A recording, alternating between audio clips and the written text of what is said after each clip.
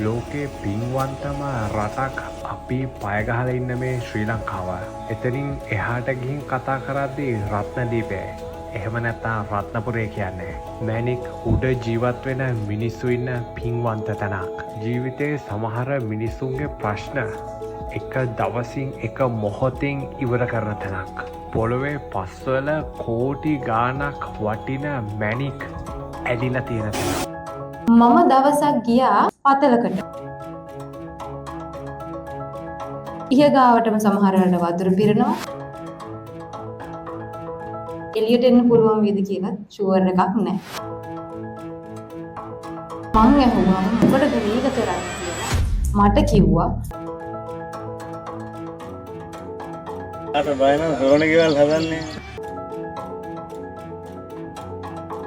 තට්ටු 14ක් පල්ලෙන් වැන්නවා. වතුරා දින්න නැතුව උලන් ඇල්ලුවා ඒ ගාන ගියේ බැස්සා. බයනකොට ලේසි. මම පසල් වලට බයනකොට අවුරුදු 23යි. මොන යන්නේ ඒක තමයි දරුණ. කාට බයන සෝණ ගෙවල් හදන්නේ. වඩුවට මේ සෙන්ඩරවලට ඉතිලා ඒ ගානුත් තේරුණා. නමුත් ඒවට මේ හිතුතුයි පසල්ම. කොහේ ගියත් හරියන්නේ නැහැ. ඒක ජොබ් එක. හිත මෙතනටම